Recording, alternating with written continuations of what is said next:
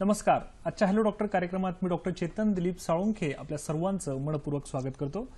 Hello doctor हा आमचा आरोग्यविषयक लोकप्रिय कार्यक्रम आहे, ज्यामध्ये आम्ही तुमच्या आरोग्यविषयक प्रश्नांचं वेळोवेळी तज्ज्ञ डॉक्टरांकडून मार्गदर्शन घेत असतो.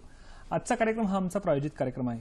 प्रेक्षको, सांध्यांमुळे मानवी शरीराला योग्य अशी एक आकृती प्राप्त होत असते. मग ही देहाकृती अविरत अविश्रांतपणे दैनंदिन जीवनातले आपल्या कामाचं ओझं किंवा आपल्या शरीराचं ओझं हे वाहून येत असते.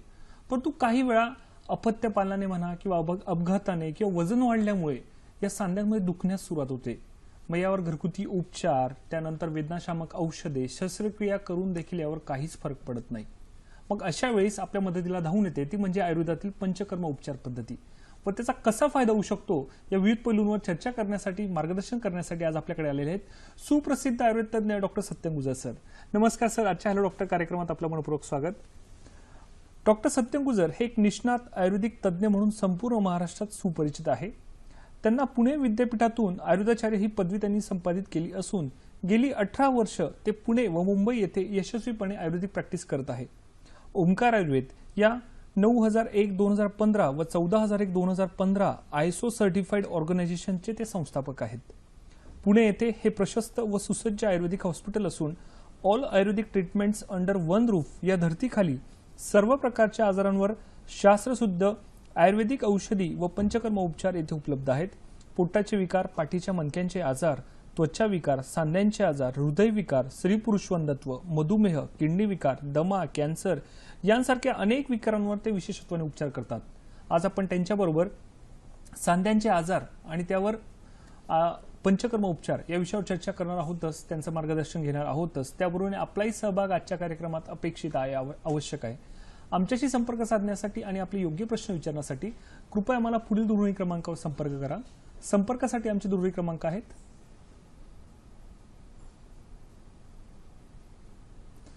24908050 किंवा 24988050.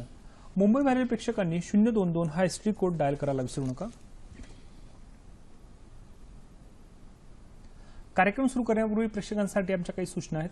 प्रश्न विचारताना कृपया तुमच्या टीव्ही संचाचा आवाज थोडा कमी करा, जेणेकरून तुमचे नेमके प्रश्न आमच्यापर्यंत स्पष्ट ऐकू येतील. विषयाच्या अनुषंगाने येणारे प्रश्न आम्हाला तुमच्याकडून अपेक्षित आहे. तसेच कार्यक्रमादरम्यान मी तुम्हाला विविध विषयांवर महत्त्वाची माहिती देखील देणार आहे. चला तर मग आजच्या चर्चेला सुरुवात करूया. सर, पुन्हा एकदा आपलं मनपूर्वक स्वागत. सर, माझा पहिला प्रश्न की पंचकर्म म्हणजे नेमकी काय? आमच्या प्रेक्षकांना थोडंफार माहिती, परंतु अजून जाणून घ्यायला आवडेल. काय सांगणार? कसं आहे, आयुर्वेदिक उपचार पद्धतीचा पंचकर्म चिकित्सा हा एक अविभाज्य भाग आहे. कोणत्याही आजारासाठी ज्यावेळेला आपण आयुर्वेदिक उपचार करतो त्यावेळेला ते दोन पद्धतीने केले जातात. एक म्हणजे शमन चिकित्सा आणि दुसरी म्हणजे शोधन चिकित्सा. शोधन चिकित्सा म्हणजेच कर्मचिकित्सा, ज्याला बोलीभाषेमध्ये पंचकर्म असं म्हणलं जातं. पंचकर्मामध्ये 5 प्रधान कर्म आहेत. ह्या शोधन चिकित्सेमध्ये 5 प्रधान कर्म आहेत, त्याच्यामुळे त्याला पंचकर्म असं म्हणलं जातं. पण त्याच्यात 5च क्रिया केल्या जातात असं नाहीये. ही 5 प्रधान कर्म, स्नेहन स्वेदन हे पूर्वकर्म आणि कितीतरी उपकर्म ह्याच्यामध्ये आहेत. पंचकर्म प्रक्रियांमध्ये अनेक प्रक्रियांचा समाविष्ट त्याच्यामध्ये होत असतो. मग शिरोधारा आहे, शिरोबस्ती आहे, अच्छोत्तन आहे, तर्पण आहे, मन्याबस्ती, कटिबस्ती, मेरुदंड बस्ती आहे, रुद्बस्ती आहे, रुद्धारा आहे, रक्तमोक्षण आहे, जलोकाचरण आहे, सिरावेद आहेत, अग्निकर्म आहेत. असे कितीतरी प्रकार ह्याच्यामध्ये होत असतात आणि वेगवेगळ्या आजारांमध्ये त्याचा व्याधीचं निदान काय आहे, कोणत्या कारणामुळे तो झालेला आहे, आता दोषांची स्थिती कशी आहे, यानुसार हे पंचकर्म उपचार ठरवले जातात. कोणताही व्याधी होतो तो वात, पित्त आणि कफ या 3 दोषांमुळे होत असतो. शरीराचे कार्य व्यवस्थित होण्यासाठी ह्या वात, पित्त आणि कफ यांचं कार्य व्यवस्थित असणे खूप गरजेचं असतं. पण ज्या वेळेला हे 3 दोष बिघडतात, वाढतात, त्यावेळेला वाढलेले दोष ज्यावेळेला शरीरात पसरायला सुरुवात होतात आणि जे जिथं स्थान संश्रित होतात त्या ठिकाणी तो व्याधी होत असतो. कोणताही व्याधी हा अशा पद्धतीने होत असतो. त्यामुळे हे वाढलेले दोष शरीराच्या बाहेर काढून टाकण्याची प्रक्रिया म्हणजे शोधन चिकित्सा म्हणजेच पंचकर्म चिकित्सा आहे.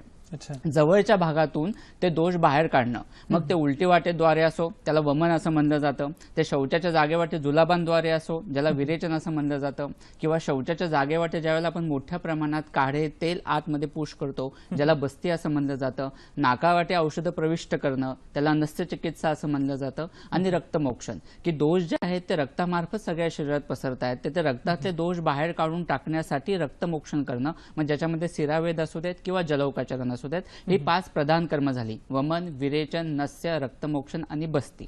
त्यामध्ये आयुर्वेदाने बस्ती ही तर अर्धी चिकित्सा सांगितलेली आहे. म्हणजे बहुतांशी 99% व्याधींमध्ये फक्त बस्तीमुळे आपल्याला हा लगेच सद्य फलदायी चिकित्सा असं म्हणून त्याचं वर्णन केलं जातं की रिझल्ट सुद्धा आपल्याला लगेच दिसतात. आजार पूर्ण बरा होण्याच्या दृष्टीने ती महत्वाची असते.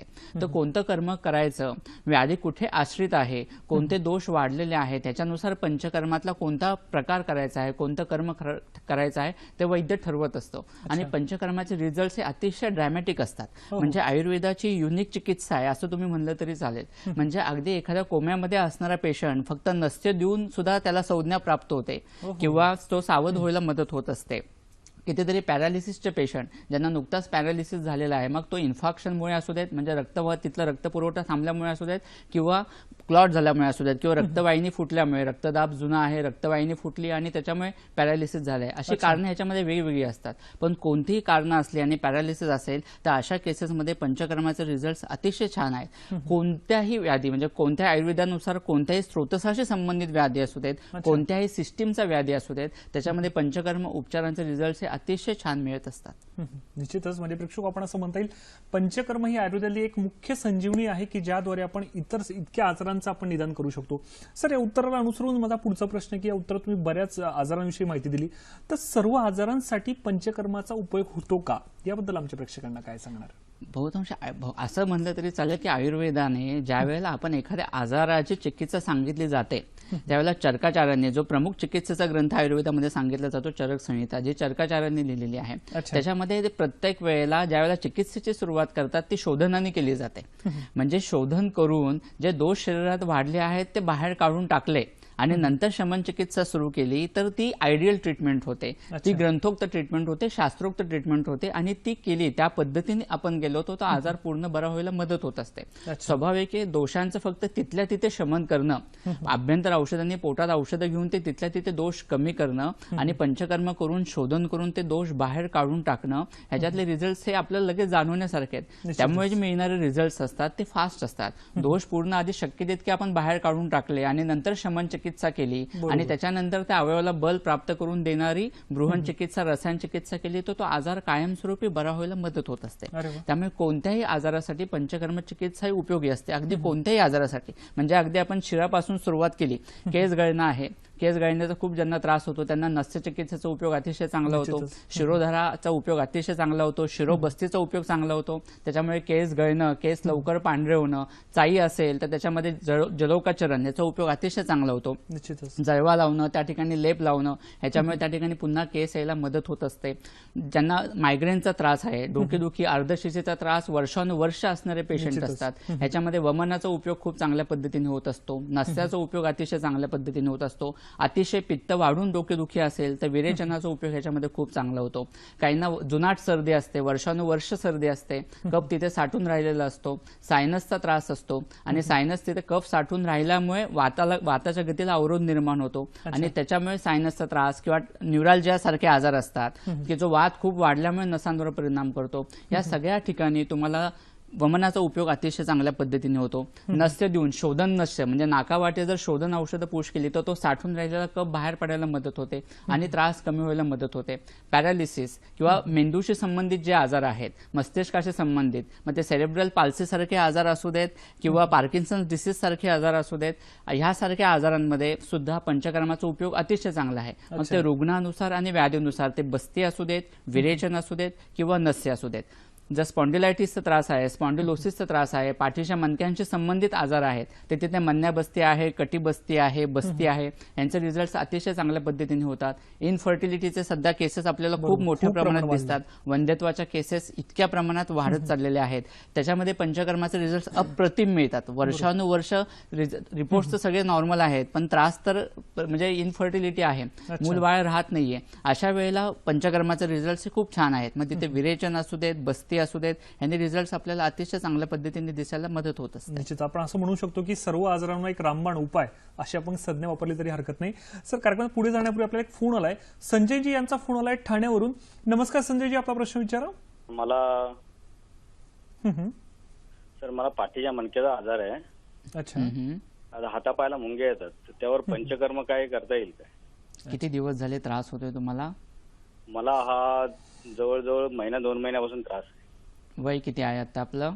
वय माझं 35 आहे. ओके. चक्कर येणं वगैरे इतर त्रास काही नाही ना?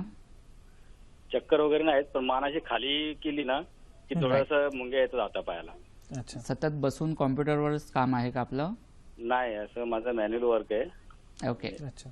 ठीक आहे. निश्चितच सर या प्रश्नाचं उत्तर देईल. सर काय सांगणार, अशी लक्षणं आपल्याला बऱ्याचशा रुग्णांमध्ये दिसतात. अतिशय म्हणजे आता पाठदुखी, मानदुखी हा त्रास वयाच्या 25-30व्या वर्षी सुद्धा दिसून चालू येतो. झाला. म्हणजे खरं तर 40-50 नंतर असणारे आजार आहेत, पण आत्ताची सध्याची बदलत असणारी लाईफस्टाईल असू देत किंवा कामाचं स्वरूप असू देत किंवा चुकीच्या पद्धतीने आहार असू देत, या सगळ्या गोष्टींमुळे हे आजार हे सध्या लवकर दिसायला लागलेले आहेत. पण तुमच्या बाबतीत सुद्धा ह्या आजारामध्ये मे बी हा स्पॉन्डिलायटिसची सुरुवात असू शकते. स्पॉन्डिलोसिस म्हणजे झीज ही आत्ता असेल तुम्ही एवढ्या कमी वयात असं नाहीये, पण स्नायू आखडले जाणं, त्याच्यामुळे मणक्यांवर, मानेच्या मणक्यांवर ताण पडणं, त्या ठिकाणी सूज येणं, ह्याच्यामुळे हा तुम्हाला त्रास होतो. नस्य चिकित्सेचा ह्याच्यामध्ये खूप चांगला उपयोग होतो. नाकावाटे जे औषधं प्रविष्ट केली जातात ती मानेच्या मणक्यांवर जाऊन ऍक्ट होतात. तिथले स्नायू रिलॅक्स होण्यासाठी त्याचा उपयोग अतिशय चांगल्या पद्धतीने होत असतो. त्याचप्रमाणे मन्याबस्ती म्हणून एक प्रकारची चिकित्सा असते, ज्याचे रिझल्ट पण ह्याच्यामध्ये खूप चांगले मिळत असतात.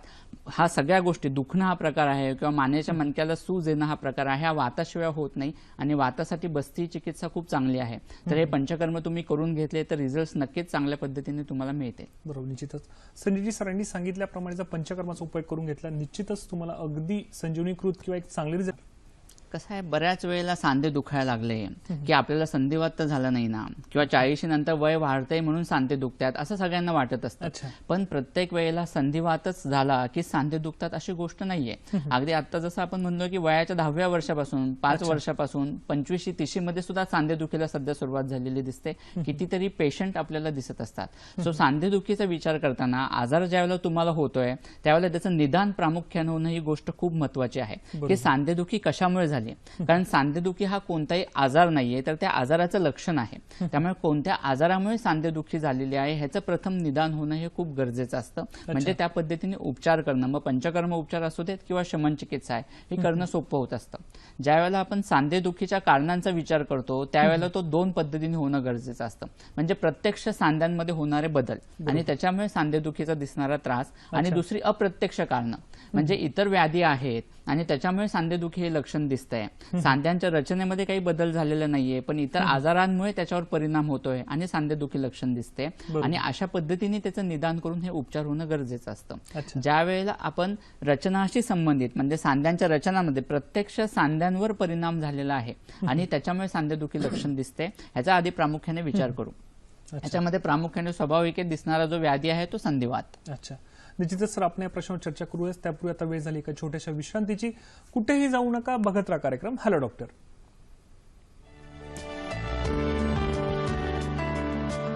प्रेक्षको, मला माहिती आहे तुम्हाला देखील आजच्या तज्ञांना बरेच प्रश्न विचारायचे असतील. माझी देखील सरांसोबतची चर्चा अशीच चालू राहणार आहे. परंतु तुम्हाला माहिती आहे का, मध हे आपल्या शरीरासाठी किंवा हनी आपल्या शरीरासाठी किती महत्त्वपूर्ण आहे. त्याच्यामध्ये मुख्यतः असतात प्रोटीन्स असतात, कार्बोहायड्रेट्स असतात, हे खूप महत्त्वपूर्ण आहे. त्याच्यासाठी मुख्यतः ज्या प्रॉपर्टीज असतात, अँटी इन्फ्लामेटरी प्रॉपर्टीज, त्या शरीरासाठी खूप महत्त्वपूर्ण ठरतात. त्याबद्दल आपण अजून चर्चा करणार आहोत. सर, ब्रेकमध्ये जाण्यापूर्वी आपण सांध्यांबद्दल बोलत होतो. त्यापूर्वी सर, कुठल्या लक्षणांमध्ये किंवा सर्व आजारांवर पंचकर्माचा उपयोग होतो का, त्याबद्दल काय सांगणार? हो, सर्व प्रकारच्या आजारांमध्ये पंचकर्म हे उपयोगी असतातच. जसे आपण सुरुवात केली हे डोक्यांच्या आजारांपासून, ब्रेन्स रिलेटेड आजार आहेत, पॅरालिसिस आहेत, मल्टीन्यूरॉन म्हणजे डिस्ट्रॉफीचे आजार असतात, मस्क्युलर डिस्ट्रॉफीचे बरेच पेशंट असतात, सेरेब्रल पाल्सीचे पेशंट असतात. या सगळ्या पेशंटमध्ये पंचकर्माचे रिझल्ट खूप चांगले होतात. आता आपण तिथने खाली पाठीच्या मणक्याच्या विकारांकडे आलो. स्पॉन्डिलायटिस आहे, स्पॉन्डिलोसिस आहे, म्हणजे पाठीच्या मणक्यांना सूज येते, पाठीच्या मणक्यांची झीज जास्त प्रमाणात होते. काय बऱ्याच वेळेला स्नायू आखडले जातात. मान, पाठ किंवा कंबर हे दोरखंडासारखे जाड स्नायू असतात आणि ते पाठीच्या मणक्याला बांधले गेले असतात. सो स्नायू आखडले गेले की मणक्यांवर ताण पडतो, मणक्यांमधली गॅप कमी होते, मग डिस्क दबली जाते, स्लिप डिस्कचा आजार होतो, नस दबली जाते आणि त्या कॉम्प्रेशनमुळे हातापायांना मुंग्या येणं, बधीरपणा येणं, सायाटिका सारखे वेगवेगळे आजार होतात. या सगळ्या आजारांमध्ये पंचकर्माचे मिरॅकल रिझल्ट दिसतात. म्हणजे तरी कितीतरी पेशंटला डिकॉम्प्रेशन सर्जरी ऍडवाइस केली जाते की ऑपरेशन करून घ्या, म्हणजे त्याच्यामुळे तुम्हाला पॅरालिसिस सारखे पुढे आजार होणार नाहीत. पण जर प्रॉपर पंचकर्म योग्य वेळेला झाली, योग्य उपचार वेळेला झाले, तर ऑपरेशन टळून सुद्धा पेशंट व्यवस्थित चालू शकतो, त्यांचे त्रास सगळे कमी होऊ शकतात. पचनाशी संबंधित कोणतेही आजार असू देत, त्याच्याशी संबंधित सगळे आजार म्हणजे अगदी उदावर्त असू देत, अनाह असू देत, ऍसिडिटी असू देत, आम्लपित्त खूप होणं, घशात छातीत जळजळ होणं, हायटिस हर्नियाचा आजार असेल, काहींना एच पायलोरी सारखे आजार असतात, या सगळ्या आजारांमध्ये वमन आहे किंवा बस्ती आहे त्याचे रिझल्ट अतिशय चांगल्या पद्धतीने होत असतात. पोटामध्ये पोटदुखी असू देत, ती कोणत्याही कारणामुळे असू देत, मग ती गॅस्ट्रायटिस असू देत, कोलायटिस असू देत, या सगळ्या याच्यामध्ये पंचकर्माचे रिझल्ट अतिशय छान मिळत असतात. निश्चितच सर, आपण चर्चा करू. त्यापूर्वी आपला एक फोन आलाय, मंदार यांचा फोन आलाय लातूरवरून. नमस्कार मंदारजी, आपला प्रश्न विचारा. हॅलो. हॅलो सर, नमस्कार. नमस्कार, आपला प्रश्न विचारा. 4-5 वर्षापासून माझ्या बाकीमध्ये दुखतंय सर. पुन्हा एकदा सांगा. 4-5 वर्षापासून माझ्या बाकीमध्ये दुखतंय छातीच्या डाव्या बाजूला. बर, अजून काही त्रास होतो का? हा, त्रास होतो. जेवण केल्यानंतर बसता येत नाही सर, दुखतंय. बर, पोटामध्ये दुखणं, जडपणा, असा काही त्रास, गॅसेसचा त्रास जाणवतो का? नाही, गॅसचा नाही, फासुळीमध्ये दुखतंय डाव्या बाजूच्या. बर, थोडं चाललं की दम लागणं वगैरे असा काही त्रास? नाही सर, तसलं काही नाही, बसल्यावरच दुखतंय. ओके, टेस्ट काही केल्या होत्या का आतापर्यंत? हा, सोनोग्राफी एक आली, एक्सरे एक आला, नॉर्मल रिपोर्ट आलेला आहे सर. बर, ईसीजी वगैरे केला होता का? हा, ईसीजी वगैरे, कार्डिओग्राम, छातीची पट्टी वगैरे काढली होती का? नाही सर, काढली नाही ते. वय किती आहे आता? माझं 50च्या आसपास आहे. पोट साफ होतं रोजच्या रोज व्यवस्थित? हा, साफ होतं सर. बर, जड उचलण्याचं वगैरे काही काम नाही ना शेताचं? नाही, शिलाईचं काम करतो सर मी. बर, ठीक आहे, चालेल. निश्चितच सर या प्रश्नाचं उत्तर देतील. सर काय सांगणार? कसं आहे, याच्यामध्ये वेगवेगळी कारणं आहेत. नक्की आता छातीमध्ये डाव्या बाजूला दुखतंय, त्याची वेगवेगळी कारणं असतात. कार्डियक पेन जे असतं ते हृदयाच्या मध्यभागी असतं. अँजायनल पेन जे असतं म्हणजे ब्लॉकेजेस जर असतील त्याच्यामुळे दुखणं असेल ते हृदय म्हणजे छातीच्या मध्यभागी दुखतं. डाव्या बाजूला असणारं पेन हे जनरली हृदयाशी संबंधित असेलच असं नाही. आता त्यांचं शिलाईचं काम आहे, मे बी स्नायू ओढले जात असल्यामुळे मस्क्युलर पेन म्हणून सुद्धा असू शकतं. विष्टब्दा जीर्ण असणं किंवा पचन व्यवस्थित नसणं आणि त्या अपचनामुळे गॅसेस अडकून त्याच्यामुळे त्रास होणं अशी गोष्ट सुद्धा असू शकते. किंवा काही काही वेळेला पाठीच्या मणक्याचा त्रास असतो आणि त्याच्यामुळे रेफर्ड पेन म्हणून सुद्धा छातीत दुखणं, अशी वेगवेगळी कारणं आहेत. तरी तेल लावून शेकणं हा प्रकार तुम्ही घरच्या घरी करा. तेलाचं तेल लावायचं, शेकून घ्यायचं किंवा हिंगाचा लेप त्या ठिकाणी द्यायचा, त्याच्यामुळे सुद्धा दुखणं कमी व्हायला मदत होईल. आणि तरी त्रास जर कमी झाला नाही तर प्रॉपर आयुर्वेदिक तज्ज्ञांना दाखवून चिकित्सा करून घ्या, जेणेकरून ते पूर्णतः बरं व्हायला मदत होईल. निश्चितच. प्रेक्षको, मला तुम्हाला इथे एक सांगावंसं वाटतं की सर इथे काही वेळेला घरगुती उपाय सांगत असतात, तर त्याची तुम्ही नोंद ठेवल्यास त्याचा निश्चितच चांगला फायदा होऊ शकतो. सर, फोन येण्यापूर्वी आपण त्याबद्दल चर्चा करत होतो की सर्व प्रकारांसाठी पंचकर्माचा उपचार होतो का, त्याबद्दल अजून काय सांगता येईल? अगदी, ज्या वेळेला पोटाशी संबंधित आजार असतात, आता ग्रहणीसारखा आजार असतो, अमेरिकासारखा आजार असतो, अॅमिबियासिस, वर्षानुवर्ष पेशंट प्रवाहिकेतून सफर होत असतो. पोटाचा त्रास वर्षानुवर्ष असतो, पोटामध्ये दुखावा खूप दिवस असतो, शौचाला चिकट होणं, आव पडणं, काहींना अल्सरेटिव्ह कोलायटिसचा त्रास असतो, जुलाब होत असतात, रक्त पडत असतो. अशा सगळ्या केसेसमध्ये बस्तीचा उपयोग अतिशय चांगल्या पद्धतीने होत असतात.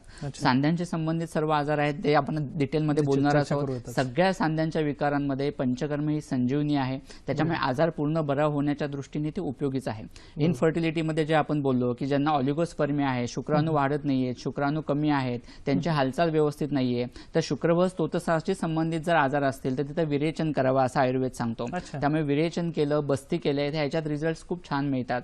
ज्यांना इनफर्टिलिटीचा प्रॉब्लेम आहे किंवा स्त्री बीज व्यवस्थित तयार होत नाहीये, मुलींमध्ये स्त्री बीज तयार होत नाहीये किंवा स्त्री बीज व्यवस्थित फुटत नाहीये, गर्भाशय स्तर व्यवस्थित वाढत नाहीये किंवा गर्भाशयाची वाढ जितकी व्यवस्थित व्हायला पाहिजे तितकी होत नाहीये, या सगळ्या जे काही इनफर्टिलिटीचे रिझन्स आहेत, एंडोमेट्रियोसिस आहे, या सगळ्या पीसीओडीचा प्रॉब्लेम जो कॉमनली सध्या मुलींमध्ये मोठ्या प्रमाणात दिसतो, खूप प्रमाणात, आणि मेन इनफर्टिलिटीचं ते प्रामुख्याने कारण आहे.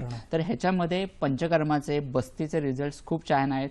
सगळे रिप्रोडक्टिव्ह सिस्टीम हे आपण वायूच्या अंडर येत असते, वाताचा जो एक प्रकार असतो, त्याच्यामुळे ह्याच्यात जर आपण बस्ती घेतले तर ते सायकल नॉर्मल होणं, वंध्यत्वाशी ही बस्ती जी आहे ती इतकी सूक्ष्मांशावर जाऊन पेशी मायक्रो लेवलवर जाऊन काम करत असते. त्याच्यामुळे स्त्रोतसांमध्ये असलेले जे काही टॉक्सिन्स आहेत, जे काही ब्लॉकेजेस आहेत ते दूर व्हायला मदत होत असते. आणि आपल्याला चिकित्सेमध्ये म्हणजे टेस्टमध्ये बऱ्याच गोष्टी नॉर्मल दिसत असल्या तरी सुद्धा प्रेग्नन्सी राहत नाहीये, पण पंचकर्म केल्यानंतर ती सहजासहजी राहते, हे त्याच्यामुळेच दिसत असतं. निश्चितच. सर, कार्यक्रम आपला पुढचा एक फोन आलाय, अमोलजी यांचा फोन आलाय बुलढाण्यावरून.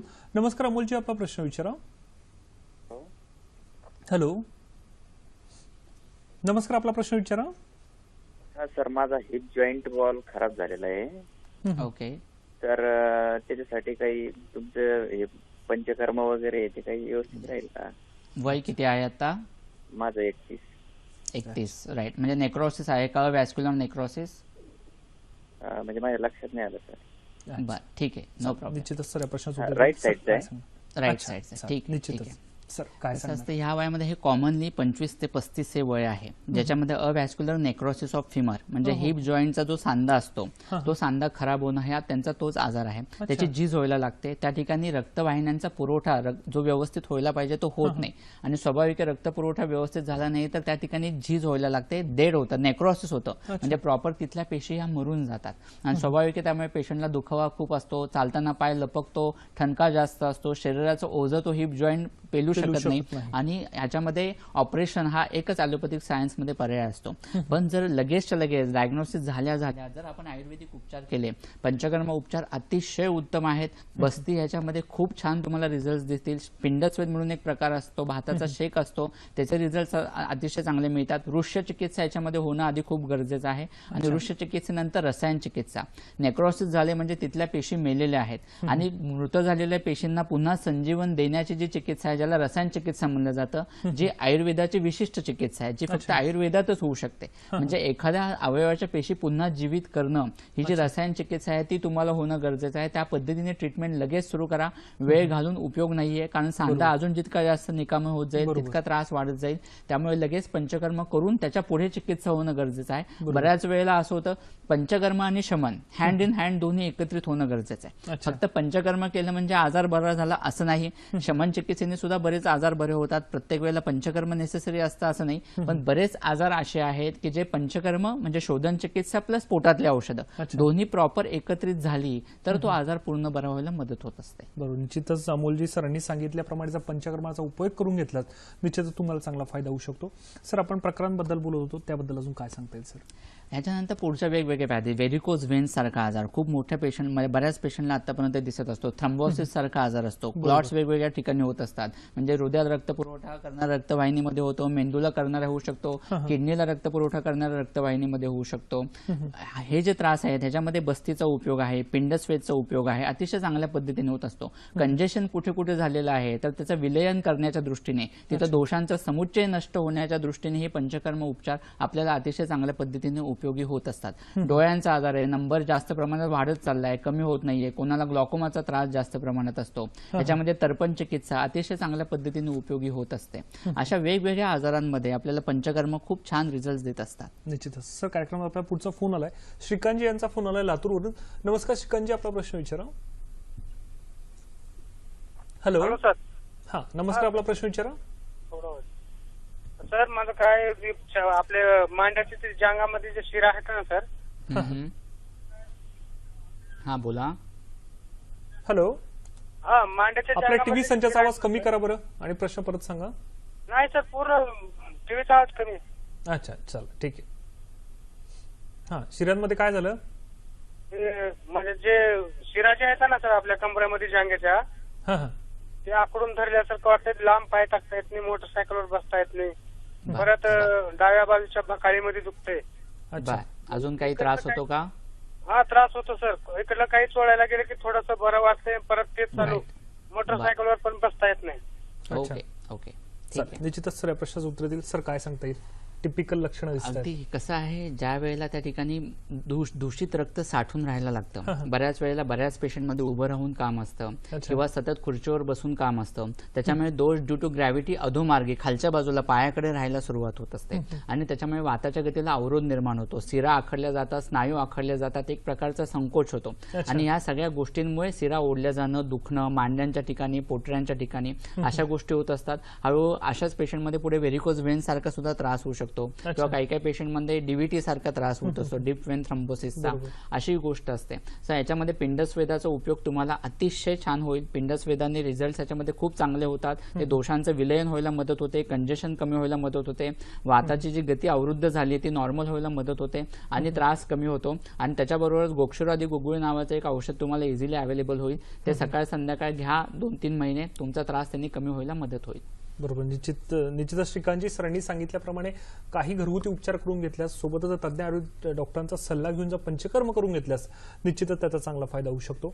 सर, आपण पुढच्या प्रश्नाकडे वळूयात की सांधेदुखी हे लक्षण आपल्याला कुठल्या कुठल्या आजारांमध्ये दिसतं, त्याबद्दल काय सांगाल? राईट. ज्यावेळेस सांधेदुखीचा विचार हा आपण दोन पद्धतीने करतो. एक तर प्रत्यक्ष त्या सांध्यांमध्ये झालेले बदल, आणि दुसरी अप्रत्यक्ष कारण म्हणजे इतर व्याधींमध्ये सांधेदुखी दिसणारं लक्षण. ज्यावेळेला प्रत्यक्ष कारणांचा विचार करतो, सांध्यांमध्ये काय बदल झाले, म्हणजे जसं संधिवातामध्ये ही सांध्यांची झीज होते, मधली गादी झिजल्याला सुरुवात होते, तिथलं वंगण कमी होतं, कडेच्या पुढच्यांची झीज व्हायला लागते. हे टिपिकल संधिवातांमध्ये दिसणारे बदल की सांध्यांमध्ये बदल झालेत. सांधा हा जो आहे तो अनेक गोष्टींपासून तयार होत असतो. म्हणजे फक्त हाडांची झीज झाली म्हणजे सांधे दुखतात, गुडघे दुखतात अशी गोष्ट नाहीये. त्या पूर्ण रचनेचा विचार करणं गरजेचं आहे. कडेला खुर्च्या असतात, मध्ये गादी असते, बरसे असतात, म्हणजे तेलाच्या पिशव्या असतात.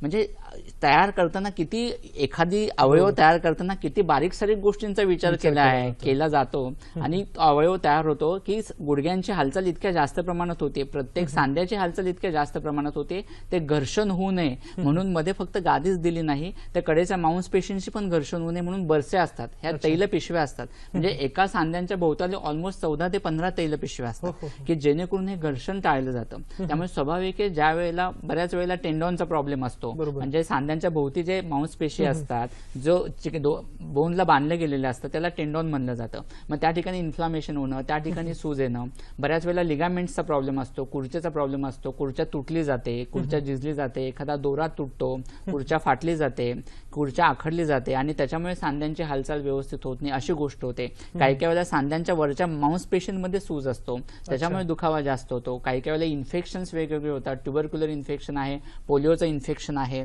त्याचा परिणाम सांध्यांवर होतो. हा डायरेक्ट त्या सांध्यांवर होणारा परिणाम, अपघात, वेगवेगळे ऍक्सिडेंट्स होतात, त्या ठिकाणी फ्रॅक्चर्स होत असतात आणि त्याचा होणारा सांध्यांवर परिणाम, त्याच्यामुळे होणारे सांधेदुखी लक्षण, हे डायरेक्ट त्या सांध्यांवर परिणाम होत आहे. आता रुमॅटॉइड आर्थरायटिस सारखे आजार आहेत, आर ए फॅक्टर ज्यांच्यामध्ये पॉझिटिव्ह असतो, ऑटो इम्युन डिसीज सारखे वेगवेगळे आजार आहेत जे खूप त्रासदायक असतात. ह्यांच्यामध्ये संप्राप्ती दुसऱ्या ठिकाणी घडते, पण मग हळूहळू त्या विषारी द्रव्य सांध्यांच्या इथे येऊन साठून राहतात आणि सांध्यांवर परिणाम होतो, अशी गोष्ट होत असते. निश्चितच.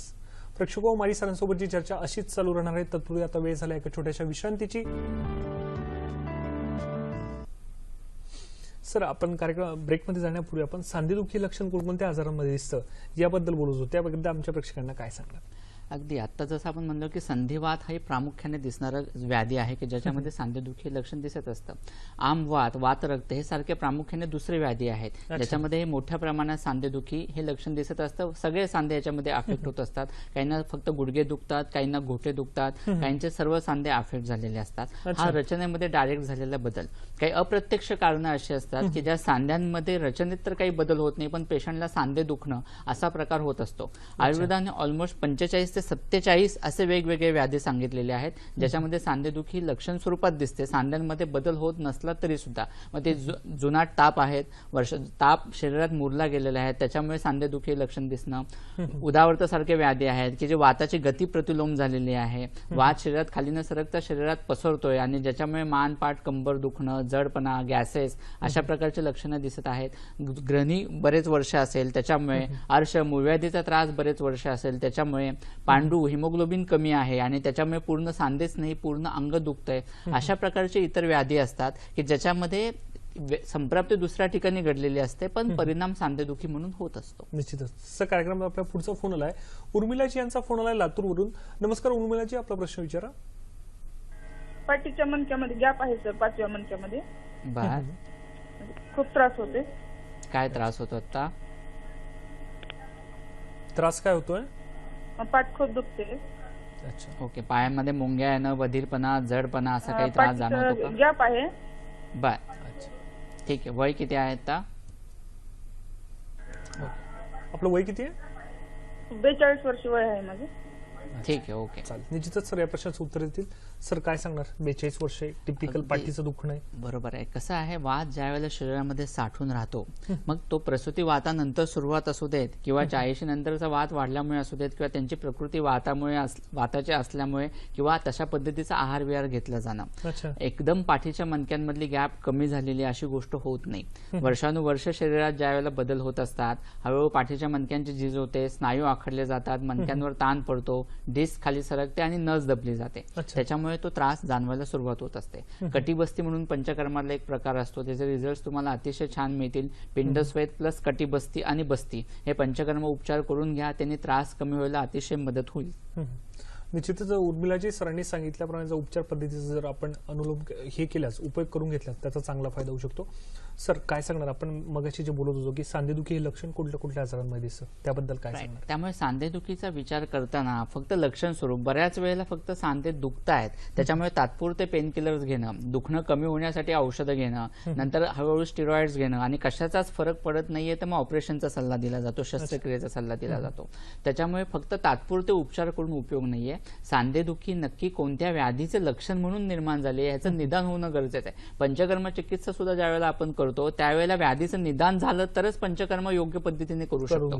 कारण जर आम वातामुळे सांधेदुखी असेल तर बस्तीमध्ये वापरणारी द्रव्य ही वेगळी असणार, कारण आधी पाचन होणं गरजेचं आहे आणि नंतर मग शोधन बस्ती झाले पाहिजे तर त्याचा उपयोग होणार. आम वातामध्ये डायरेक्ट तुम्ही बस्ती देऊ शकत नाही जर पाचन व्यवस्थित झालं नाही तर. सो जर निरुपस्तंभित वात असेल, संधिवातासारखे आजार असतील तर त्याच्यामध्ये बृहन बस्ती दिले जाणं गरजेचं आहे, किंवा शोधन झाल्यानंतर बृहन तैल त्या पद्धतीने औषधं वापरणे गरजेचं असतं. सो पंचकर्म करताना सुद्धा अगोदर निदान त्या व्याधीचं होणं गरजेचं आहे आणि मग त्यानंतर पंचकर्म उपचार केले तर त्याचे रिझल्ट चांगले मिळतात. बरोबर. निश्चितच आपण एक बघितलं की कुठल्या कुठल्या लक्षणांमध्ये संधिवात हे लक्षण आपल्याला दिसत असतं, त्याच्यावर कशा प्रकारे आपण जर उपचार करून घेतला त्याचा चांगला फायदा होतो. सर माझा पुढचा प्रश्न आहे की संधिवातामध्ये नेमके संधीमध्ये काय बदल होतात व त्याच्यावर काही पंचकर्म उपचार करून घेता येतात का, त्याबद्दल काय सांगणार? संधिवात म्हणजे ज्या वेळेला सांध्यांमध्ये झीज व्हायला सुरुवात होत असते. आयुर्वेदाने ह्याला संधिगत वात असं म्हणलेलं आहे.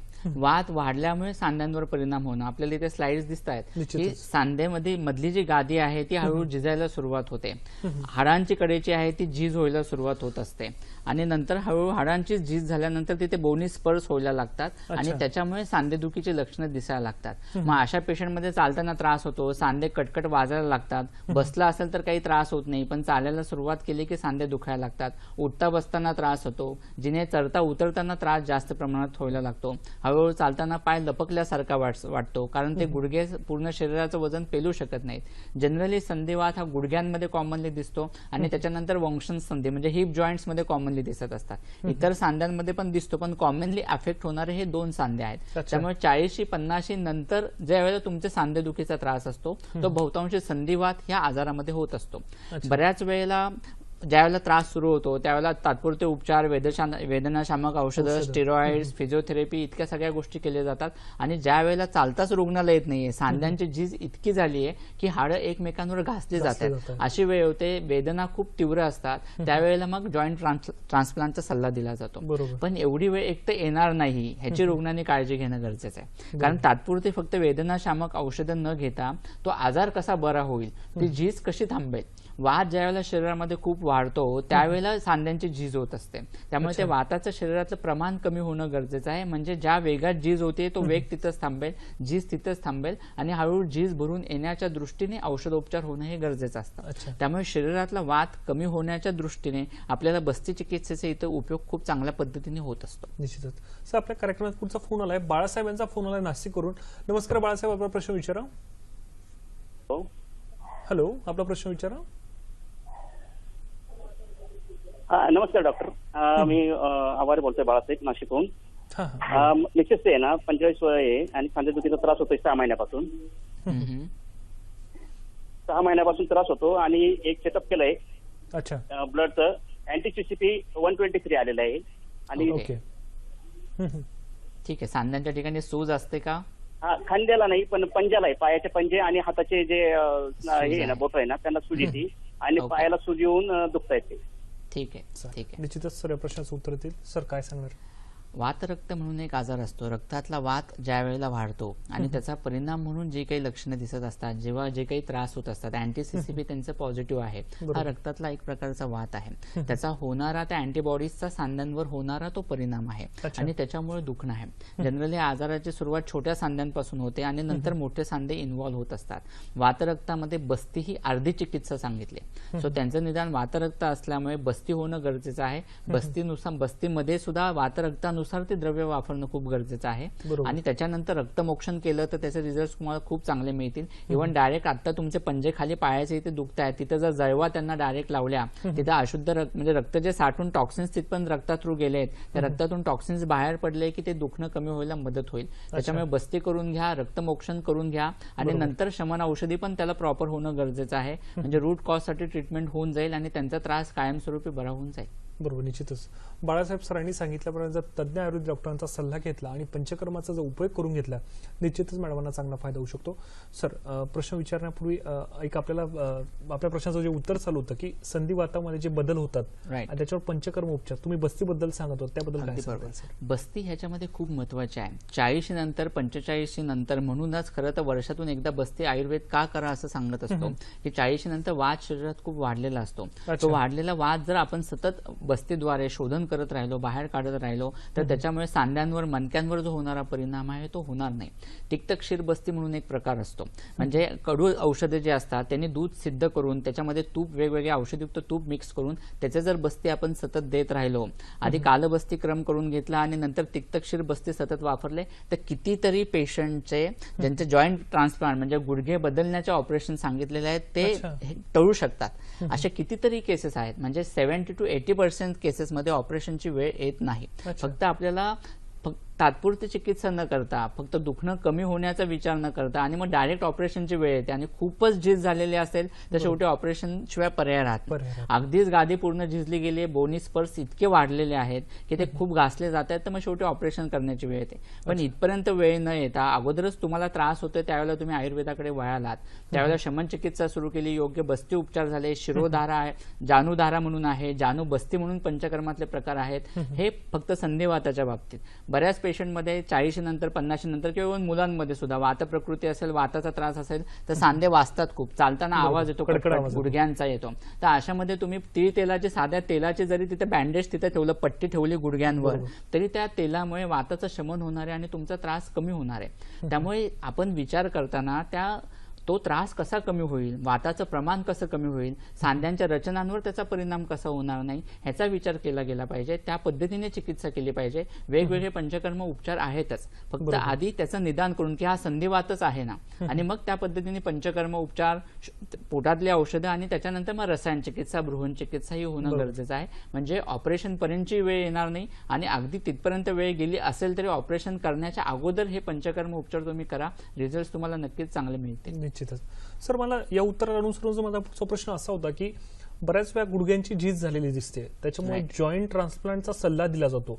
मग अशा वेळेस सुद्धा पंचकर्माचा उपयोग होऊ शकतो का? प्रश्नच नाही. जसं आता आपण बघितलं की कितीतरी 80 to 90% केसेसमध्ये आपल्याला जॉईंट ट्रान्सप्लांट पर्यंत जाण्याची गरज पडत नाही, जर योग्य पंचकर्म योग्य वेळेला झाले, रुग्णाने त्या सर्व गोष्टी फॉलो केल्या, शमन चिकित्सा योग्य वेळेला झाली.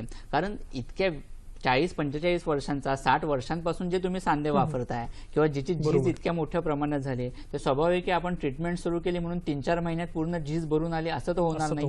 आधी आपल्याला वाताचं शुद्धी झाली पाहिजे, शोधन झालं पाहिजे, पंचकर्म झाली पाहिजेत, वात शरीरात तयार होण्याचं प्रमाण कमी झालं पाहिजे, त्याचं शमन झालं पाहिजे, नंतर ती झीज भरून येण्यासाठी भ्रूण चिकित्सा पाहिजे, रसायन चिकित्सा होणं गरजेचं आहे. मग हळूहळू जसं रसायन चिकित्सेने ती झीज भरून येत जाईल त्यावेळेला तुमचे ऑपरेशन टळू शकतं. त्याच्यामुळे अगदी कोणत्याही ऑपरेशन, आणि कसं आहे, गुडघे दुखी असेल, गुडघ्यांचा त्रास आहे, त्यावेळेला तुम्ही ऑपरेशन करून गुडघे बदलू शकता. इतर सांधे दुखत असतील त्यावेळेला काय करणार, हा मोठा प्रश्न असतोच. म्हणजे हातांची बोटं दुखतायत, कंबर मोठ्या प्रमाणात दुखते आहे, खुबे खूप प्रमाणात दुखत आहेत, पायांचे बोटं दुखत आहेत, सो गुडघ्यांच्या ठिकाणी फक्त ट्रान्सप्लांट हा पर्याय उपलब्ध आहे. पण तो सुद्धा तुम्ही जर योग्य पंचकर्म उपचार केले तर तो सुद्धा टळू शकतो. बरोबर, निश्चितच. म्हणजे आपण असं म्हणू शकतो प्रेक्षको की विविध प्रकारचा कुठलाही आजार असेल, परंतु त्याला जर पंचकर्माची जोड मिळाली, निश्चितच आपण त्याचा चांगला फायदा होऊ शकतो. सो माझा पुढचा प्रश्न होता की आमवात म्हणजे काय आणि त्यासाठी पंचकर्म उपचार आहे का, त्याबद्दल काय सांगणार?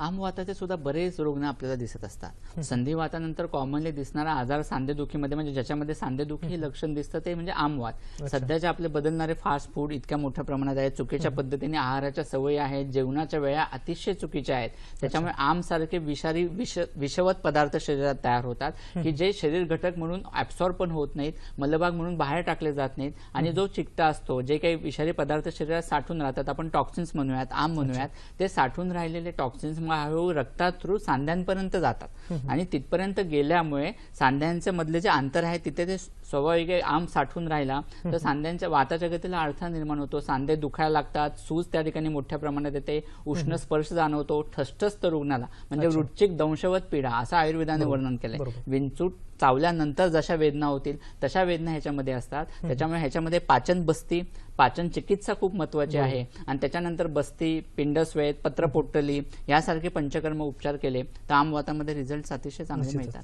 त्याबद्दल आपण अजून चर्चा करूयाच, परंतु त्यापूर्वी आता वेळ झाली एक छोट्याशा विश्रांतीची. कुठेही जाऊ नका, बघत राहा कार्यक्रम हॅलो डॉक्टर. प्रेक्षक, आता आपण बघूयात की पुढील हॅलो डॉक्टरचे कार्यक्रम कोणते आहेत ते. शुक्रवार दिनांक 6/7/2018 रोजी रात्री 8 वाजता हा आमचा हॅलो डॉक्टरचा प्रायोजित कार्यक्रम आहे.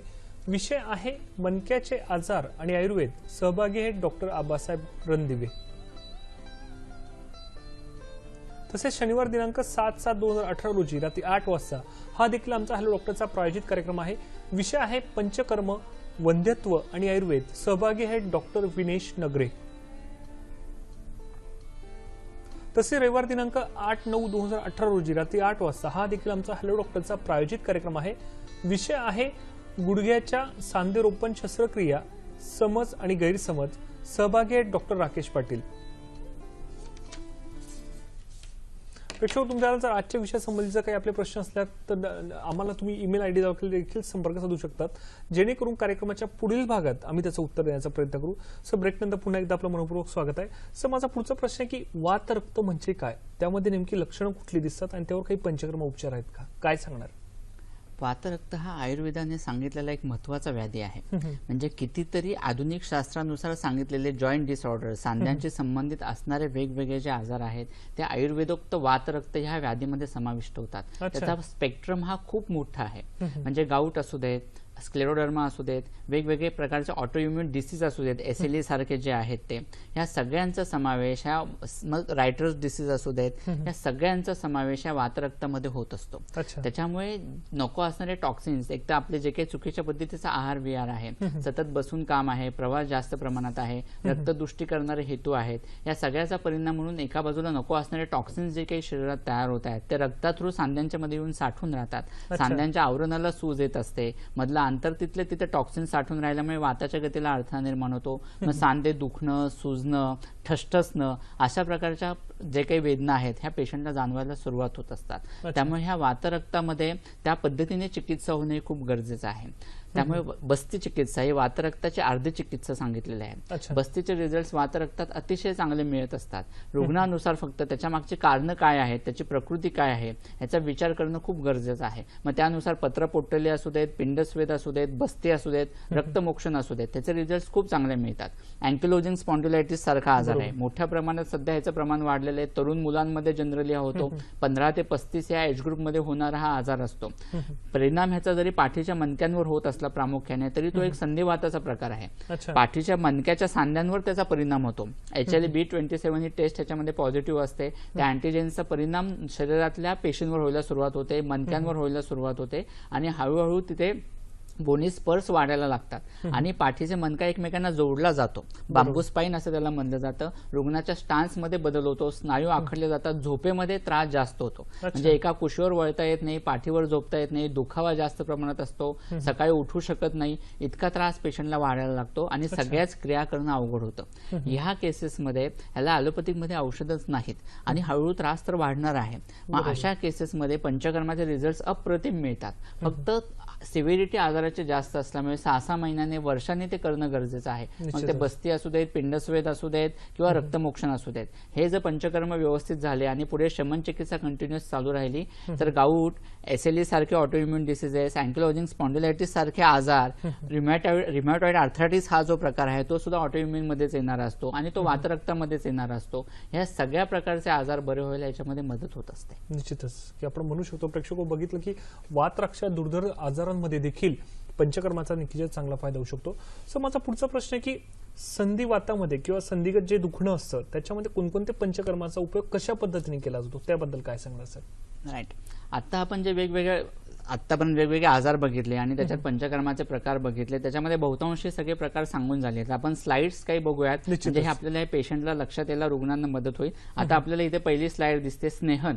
सर्वांग स्नेहन, अभ्यंतर स्नेहन असू देत, बाह्य स्नेहन असू देत. तेल हे वातासाठी सर्वश्रेष्ठ औषध असतं. त्याच्यामुळे वातग्न तेलांनी सिद्ध, म्हणजे वातग्न द्रव्याने सिद्ध तेल जे आहे ते यूज केलं, म्हणजे ज्या ज्या ठिकाणी दुखणं आहे, गुडघे दुखतात, गुडघ्यांच्या ठिकाणी तेल लावून चोळणं, शेकणं, हा जो प्रकार आहे. पाठीच्या ठिकाणी दुखणं आहे, त्या ठिकाणी तेल लावणं, हा जो स्नेहन प्रकार. आणि हे पूर्वकर्म सांगितलेले आयुर्वेदाने. स्नेहन म्हणजे कोणतेही प्रधान कर्म बस्ती करायचे आहेत तर आधी आपल्याला तेल लावणं गरजेचं आहे.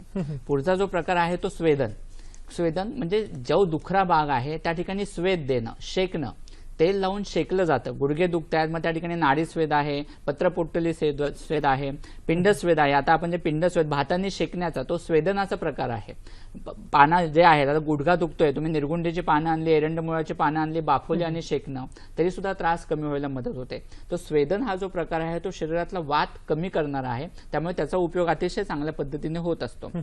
सर्वांग स्वेद हा स्वेदनाचाच प्रकार आहे आणि हे एक पूर्वकर्म म्हणून सुद्धा केलं जातं. म्हणजे पूर्ण अंगाला तेल लावलं आणि शेकलं की जो वात सगळीकडे पसरलेला आहे शरीरामध्ये, सांध्यांपर्यंत पसरलेला आहे, मणक्यांपर्यंत पसरलेला आहे, तो पेशींमधनं तिथनं वात बाहेर पडण्याच्या दृष्टीने या स्वेदनाचा उपयोग अतिशय चांगल्या पद्धतीने होत असतो.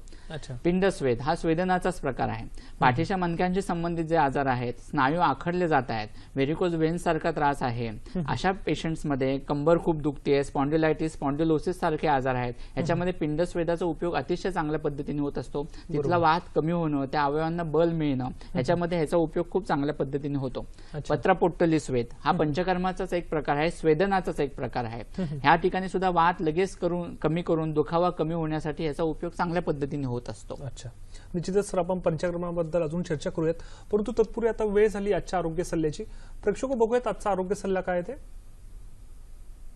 आजचा आरोग्य सल्ला आहे, सांधेदुखीचा त्रास होत असल्यास तज्ज्ञ आयुर्वेदिक डॉक्टरांचा सल्ला घ्यावा. सांधेदुखीचा त्रास होऊ नये म्हणून आठवड्यातून एकदा 1 चमचा एरंड तेलाचे कोमट पाण्यात सेवन करावे. नियमित प्राणायाम, योगासने, पोहणे, हलके व्यायाम यांमुळे चांगला फायदा होतो. प्रेक्षक आता आपण आजच्या कार्यक्रमांचं पुनःप्रक्षेपण कधी आहे ते. आजच्या कार्यक्रमाचं पुनःप्रक्षेपण हे बुधवार दिनांक 11/7/2018 रोजी सकाळी 11:30 आहे. विषय आहे सांध्यांच्या आजारासाठी पंचकर्म उपचार. प्रेक्षक आजचा कार्यक्रम तुम्हाला कसा वाटला हे देखील म्हणून जाणून घ्यायची इच्छा आहे. तसेच ज्या डॉक्टरांना आमच्या हॅलो डॉक्टर कार्यक्रमात प्रायोजित कार्यक्रम जर करून घ्यायचा असेल तर आमचा पत्ता नोंदवून घ्यावा. संपर्कासाठी आमचा पत्ता आहे निर्माता हॅलो डॉक्टर, दूरदर्शन केंद्र, वरळी, मुंबई 400030. ईमेल आयडी आहे hellodoctor@ddkmumbai@gmail.com. तसेच आमचं फेसबुक आणि यूट्यूब पेज देखील आहे.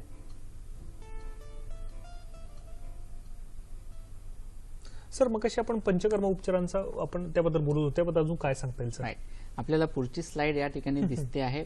जानुबस्ती नावाचा हा जो काही प्रकार आहे, गुडघ्यांच्या सांध्यांची झीज मोठ्या प्रमाणात होतीये, गुडघ्यांची झीज मोठ्या प्रमाणात झाली आहे, तर ह्याच्यामध्ये ह्या जानुबस्तीचा उपयोग अतिशय चांगल्या पद्धतीने होत असतो. उडदाचं पाळकळीने तयार केलं जातं आणि वातग्न औषधी तेल त्याच्यात ठेवले जातात, जे सांध्यांपर्यंत पोहोर व्हायला मदत होते, झीज कमी व्हायला ह्याने खूप चांगल्या पद्धतीने मदत होत असते. पुढची स्लाइड आपल्याला जानुबस्तीची दिसते. त्याच्या पुढची स्लाइड जी आहे ती जानुधारा.